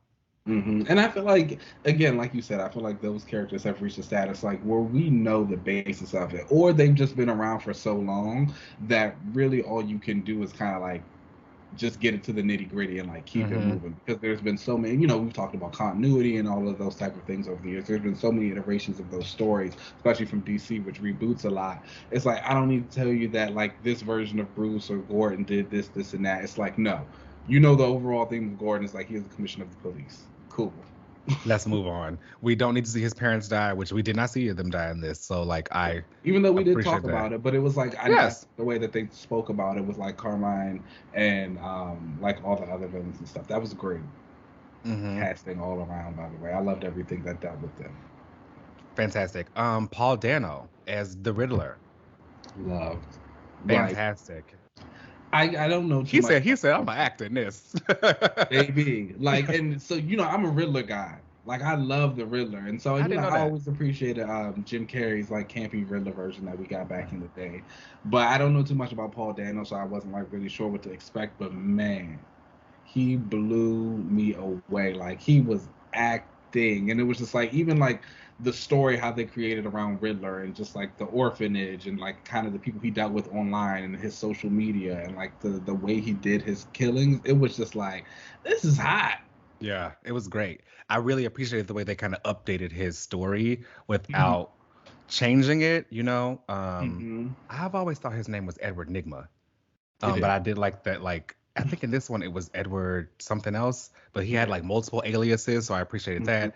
And that they kind of like kept the mystery about him being the Riddler there. Mm-hmm. Even including like his whole community of internet people kind of felt like it was an updated version of the Riddler because the Riddler has to have goons, right? He can't Yeah. just Batman just can't fight him. So I appreciated that they kind of like updated it by giving him his own kind of squad of people Yeah. and It incels. was Yeah. like it was really well done. And I was just like I knew I was gonna walk away loving Zoe. I kind of figured I was gonna walk away Yeah. loving Robert. But like Paul Dano, I wasn't sure. But like, yeah, I'm here for it. And I love the way they Mhm. ended it off with him meeting another potential cellmate and quote unquote friend, and they had a nice little laugh off there.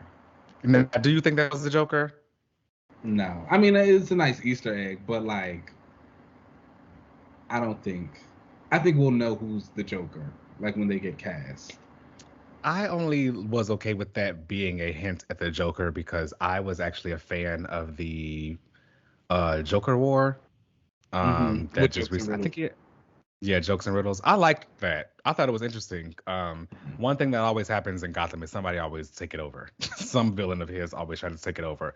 But to have the Joker and the Riddler going at war and Batman being caught in the middle of it, I thought was actually really interesting because they like talk about how they don't like each Oh, other yeah. and how they don't like. Oh, we should do that as a reread. I thought it was pretty fun. Mostly because the Joker like is like, you're the Riddler, like you're nothing. I'm the Joker. I mean, and don't get me wrong, for that scene, like I do think like obviously that was a hint at the Joker, Yeah. but I don't think like that person is specifically going to be the Joker. I think Oh like yeah, I agree. I when they agree. get to Yeah. like the Joker and the Batman, like we're gonna know who the Joker is. Yeah. I think that they were kind of like hinting at, Yeah, you know, he'll have a friend going forward. can't wait. Even though I mean he had a lot of friends already. And can I just say also he flooded the city. He did.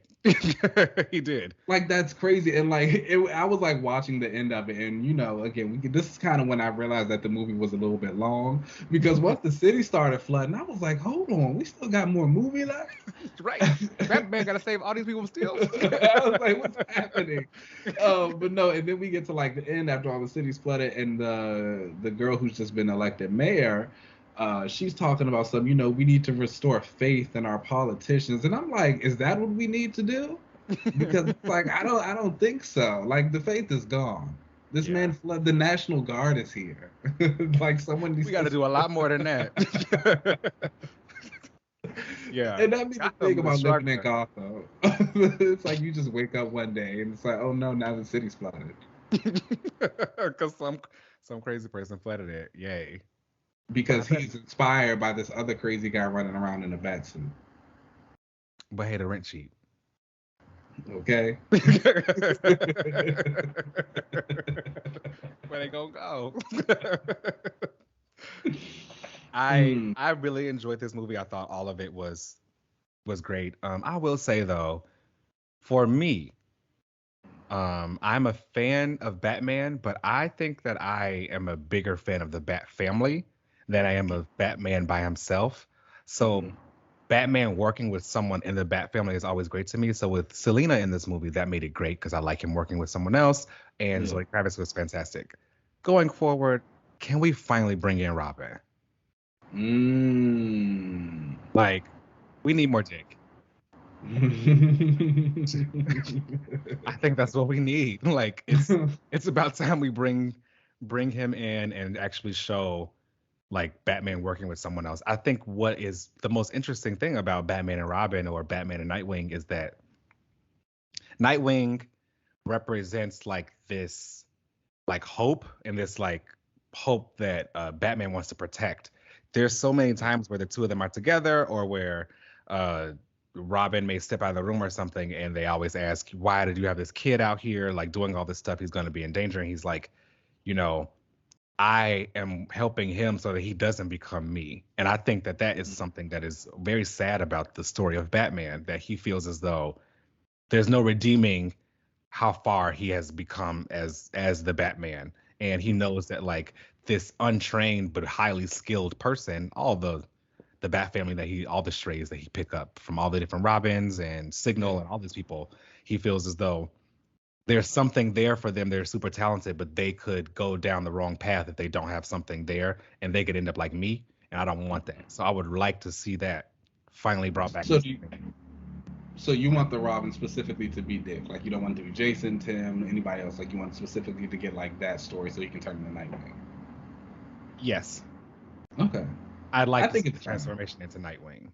I mean, I think we'd be not. I mean, if the WB can handle that type of like longevity and synergy, like sure, I'm all for it. Because I think right now where we at with this Batman cast and like this little grouping that we had, it feels very good. I think the cast worked. I think the story was really good. How they've kind of built Gotham up, and now you can continue to build Pattison up and like turn him into like the Grizzly guy that you want. I mean, you don't have to if he doesn't want to beef up, but it's like you've also like Colin Farrell was Penguin. It was like, oh, that was great too. He was great. You know? Truly transformed. And like seeing that club and like just and like you said, they really made Gotham a part of this story. So like the city and the crime, and this time you can really get into all of that. It'll be so easy for like the circus to be in town, and we get Dick and all that kind of stuff there. And I understand that the last time they brought Robin back around, it was in that super campy version, and I get it. I don't like camp either, but I do think that you could do something great with Robin and Dick Grayson and really show some cool stuff there. Yeah. That team up is iconic. It is. Everybody, I mean, people have been asking for Robin for like a really long time. I think it's time. I agree. Do you think, obviously this movie's been a little bit successful, it's been getting some really good reviews, like the Thursday showing was really good, sales-wise, I'm pretty sure the weekend budget is going to like knock everybody out. Do you think this will be like full trilogy, or are we going to get like a couple of movies from him as this role? I expect a trilogy, and I also expect some kind of HBO Max thing. The HBO Max thing may not come from like Matt Reeves wanting it per se. He may be interested in it, but I could totally see like a WB really trying to pull the green light on that, the way they did with Peacemaker and Suicide Squad with, you know, this is a very successful movie. We want to do more with it and tap back into it. And we also want to build up our streaming service. So, I mean, if they want to give Zoe her own Catwoman show, I support it. I do support that. On her motorcycle, she went off to the left. She was saying, I might go out to like Bloodhaven or something. We got. She said Bloodhaven. I said, "Oh no, that's right." You sat up. I did actually. I really did. I was in the theater. She said Bloodhaven. I truly perked up. I was like, it was just like, yeah. It was like, come on, we can get my Queen of Alleytown. Like we need to. I'm here for it. So like, we can get that book on. I need more of that in like her books. I need that. I don't want to see her be like the queen of like a underground kind of mob boss thing. She's good. I mean, she's fighting in the strip clubs right now. That's fun too, but like I need a little bit more. I need a little bit more. No, it's in the comics too that she is like a crime princess, right? Like wasn't she? Yeah. So that was like the most recent before this new creative team took over. Like that's kind of what the storyline was doing. She was the queen of Alleytown. She had been like using the network of orphan kids and stuff there to kind of like do stuff. Well, no, I mean like the whole Falcone thing. In this movie, it was revealed like Falcone. Yeah, I think that like she is like in the comics related to one of them like that.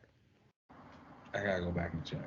You know, I'm a new Selina. I feel like I remember reading, and I read The Long Halloween. Definitely check that out, y'all. I feel like it's unfortunate that they probably couldn't do The Long Halloween in the movie. That was actually one of my favorite Batman stories that I think I wanted adapted, but it would kind of be the same thing again because that's what happened with The Long Halloween. He would kill someone on a different holiday.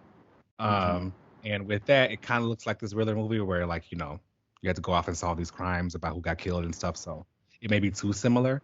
Although unless you really just hyped up the whole holidays that people got killed on, like the Valentine's Day, and changed the setting and everything. Maybe you could do it that way. But I recall in that story that there was enough that she was like related to one of the crime bosses. That's always. I mean, I'm here for You it. know, You know, I know that like I haven't really read a lot of like Selena solo books because they're kind of boring, but I do like her as a that character was so and like unnecessary. and the Bat family. I'm just saying, like the Bat family. I've read a lot of and Batman. Okay, I We'll support see it. though. I'm also daughter I still of want a my crime Court of Owls boss, movie. so. You are okay. I know that's right. My princess as well, it so I it is support. unfortunate that we can't see Margot's Harley and Catwoman Oh, together. I think that would have been so dope. Margot's Harley with Zoe's Catwoman, and then I don't know. We gotta find like a hot Ivy. I don't know. Although, do you watch the Batwoman show on the CW? Never mind. I know you don't. But This is I've been hearing. CW. I've honestly been hearing like a lot of really good things about that Batwoman show, and I will say I looked Oh, up a clip for Superman and Lois, and like Steel was in it, and that they were looks kind of fighting. good. It looked really good, and like I've been hearing ever since the black girl took over Batwoman, it's been hitting. And they've had a couple of versions of Poison Ivy who look really good that I've seen like the promotional pieces of, and I was like, oh, if you could have had like this Ivy with like Zoe Selena and then Margot's Harley, hot girl. I saw that and like she's wearing leather. Why would the girl who wants to protect their environment wear leather? Was she? You talking about Yeah, the the Asian one? poison ivy. Yeah, she's like in a leather jacket. That doesn't Oh, make was she? sense. I just really saw the hot chick and the You hair. saw her you saw her hair and you saw her being in like a little singlet and a leotard. When the thigh moved, it was hot. It was hot. It was Yes. really hot. I'm sorry. I don't know what you want me to say. Like, I'm easy. She did have a hot little costume, but I would Yeah. love to see the god. I don't know. Maybe they could do some kind of multiverse thing or something. I would love to see Margot Robbie and I mean, Lois count together. I do agree that I think DC again, and we've said it before, they're known for the multiverse. They can like easily just start kind of Not swapping. anymore. I don't know. Marvel kind of coming through.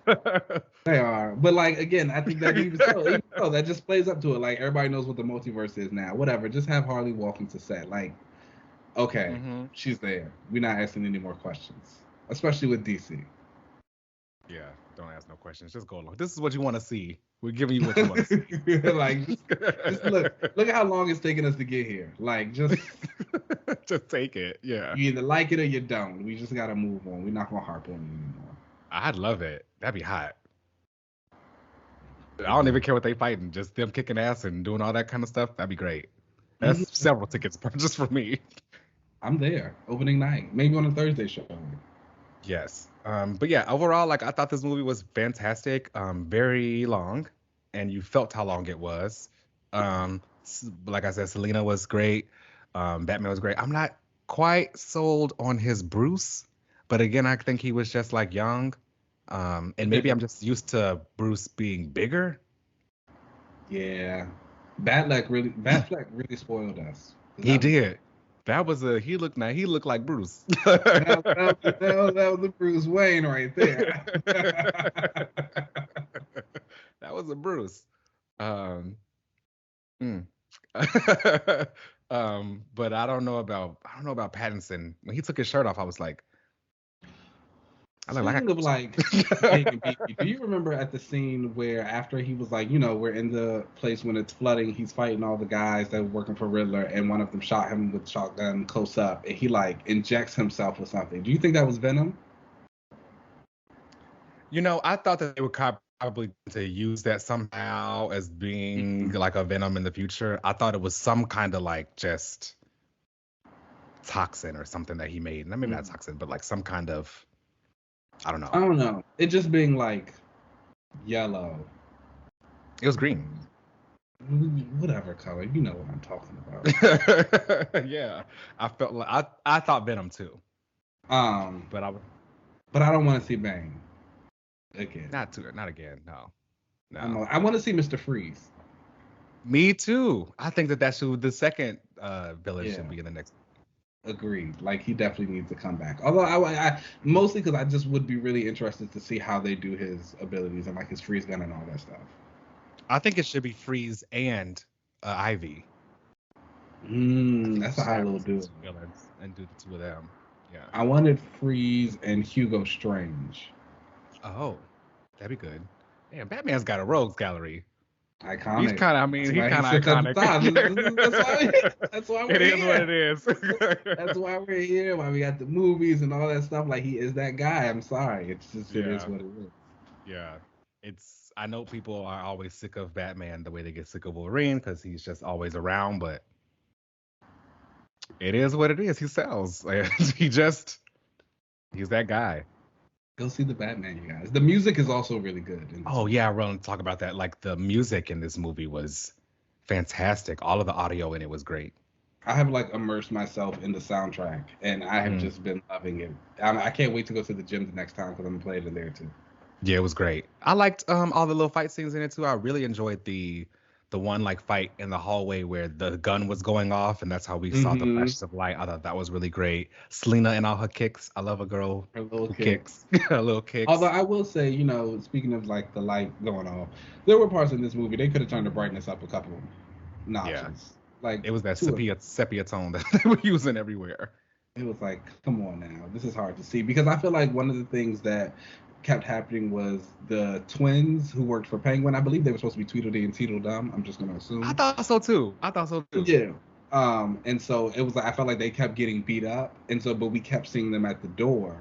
And I feel like every time we saw them at the door when Batman would go back to the club, we were supposed to notice how they were like more beat up than before, but it was always so dark and it was hard to see their faces. Oh, I didn't even notice that. It was really dark every time they opened up that club. But I mean, that's how warehouse parties are. Allegedly.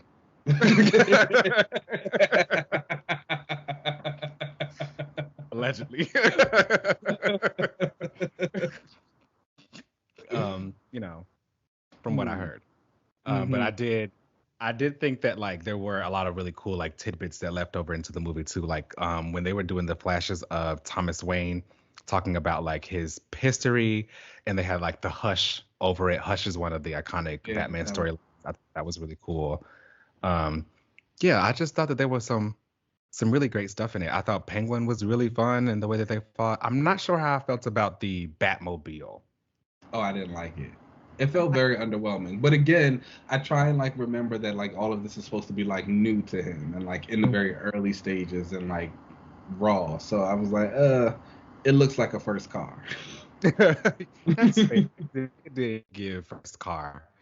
That was actually one thing I did like about this movie was that like there was a mix of technology. Like the internet was around, and you know, they're using contacts that are recording things, but he's using like analog buttons to like rewind and stop the footage and stuff like that. So that kind of made it feel more comic book in a way, you know, where it's like this is clearly a fantasy world, so like some things have to exist for this movie to keep going, but it does still have to feel early because he's only been doing this for a couple of years. So I appreciated that they still kind of mixed those two kind of things together.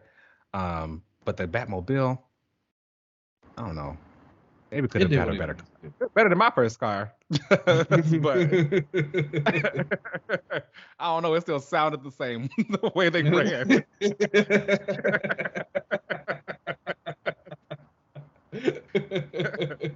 No, but I would hope that maybe the next one they kind of like upgrade it. I wonder if for the next one if they'll do like a mini time jump. Or if they do that, they gotta bring in Robin, because Robin came into Batman's story like within the first 2 years of him being Batman, he met Robin. So okay, we'll see. I mean, just because it'll be interesting to see if we get past like obviously they're gonna get past the town flooding and all of that stuff like that. But if they want to actually see that kind of rebuilding, or if we just say, okay, we know what's gonna happen. Here we go, 3 years down the line. Here's the Mr. Freeze. That's cool with me too. I hope we get like the Batcave. I like that giant penny. I I want to see that. There's actually like this one, I want to say it was like a Justice League annual or something. It's a special issue. Batman like calls Aquaman to come help him get the penny out of the cave. And like Aquaman's like, why did you call me here for this? Because Batman actually just wanted to hang out. Oh. and, so- and like they were on the phone, like Batman had said something and like hung up on him, and then he called him back, and Arthur was like, "Oh, I wasn't gonna call you back. It's fine." And he's like, "No, I need you to come here and help me." And then he's just like, "Okay, so let's just go watch TV or something. Like if you want to hang out, just say hang out." So the penny holds a special place in my heart strictly for that story. I would like to see in the Batcave going forward. Yeah. What would you rate this movie? Out of 5, Yes. I'd give it a 4. I'd give it a 4. I think I really really enjoyed it. Again, I like the colors, I like the story, I like the casting, the characters. I do think it was a little too long at points of what it didn't need to be, and I think the brightness could have been turned up in a lot of spaces, and so like that kind of takes it down. But other than that, like I was engaged the entire movie. Paul Dano was like an excellent Riddler. I loved all his monologues, all his speeches. That end scene where they were like talking when he was actually locked up, and he was like telling him how he inspired him and like how they should be there together. Love that. Pattison is moody. He does that well. Selina's hot. She is hot. You know, the crime in Gotham felt serious and real. I'm excited to see more Penguin in the future. I'm here for it. Matt Reeves Batman. He did that. He did. I would also end up giving this movie a 4 out of 5. I enjoyed the cast. The sound was fantastic. The fight scenes were great. Like I said, Selina and her kicks were fantastic. I really enjoyed Penguin. I thought his part in it was fantastic. The reveal with the Falcones and everything was great. All of the riddles were also really cool. That first one talking about like what is a liar, what does a dead liar still do? It is lie still. I didn't know. Me neither. Wow. That gagged me. I was like, he's smart. Right. I was sitting there like, oh, I would have been dead. would have been around for me. And even later when they were going through and like the one guy had the bomb around his neck and it went off still, like that was intense. So yeah, I thought this was a fantastic movie. Definitely a 4 out of 5 for me. I enjoyed it. I'm not sure if it's a movie that I would watch multiple times because again, it is very long in my opinion, like too long. I feel like I'll watch the Catwoman scenes again. Find a nice little YouTube compilation of all I'm about to put some compilation of all her stuff together, and I would be watching that multiple times. I definitely would watch like certain parts of it again. I feel like I would have it on in the background while I was doing something else. Mm-hmm. So every time where I looked up, like, oh, okay, like this is on, watch it, be tuned in, and I can like go back to doing whatever I was doing. Yeah. And shout out to Catwoman for wanting to kill that man. I like that. She kicks him off that roof and said, "I'm out." Don't worry, I got 9 of them. It was iconic. Truly. They put a little close up of the boot and everything. It was hot. That's exactly what we wanted. It is exactly what we wanted. They also gagged me because I thought that she was at that funeral. I remember seeing the like. Oh my God, the set photos, right, of her coming down the steps. Like I was upset because I really didn't want to see her in that outfit, and so I was like waiting for. I was like, oh, so maybe we're gonna get like another scene of her like wearing the same outfit, like doing something. And I was just like, oh no, they just really didn't put it in there. I was like, okay, that's cool. They kind of got us with that. They did, but it was fine. They made up with the wigs. They did. Also, we just like her pixie cut too. That's cute. The pixie cut was cute. Iconic. The little short red, the red bob was kind of too red for me. I'm not gonna lie, but the long pink one and the other pink one were really cool. Yeah, fantastic movie. Definitely go check that out, y'all. I think they really knocked it out of the park with that one. They've got a hit with the Batman. It worked. Yeah. All right, y'all. So that brings us to the end of the show. Make sure you check us out wherever you get your podcasts. Please rate and subscribe us. We really appreciate all the love out there. You can find us on Twitter and Instagram at Another Relaunch. You can email us at anotherrelaunch@gmail.com. You can find me on most social media platforms at Uncanny LZ. Keenan, where can they find you? You can find me on Twitter and Instagram at Keenan Lance, and there's an underscore at the end. Boom. All right, y'all. Let's get up out of here, and then we'll catch y'all next week. See ya. Peace.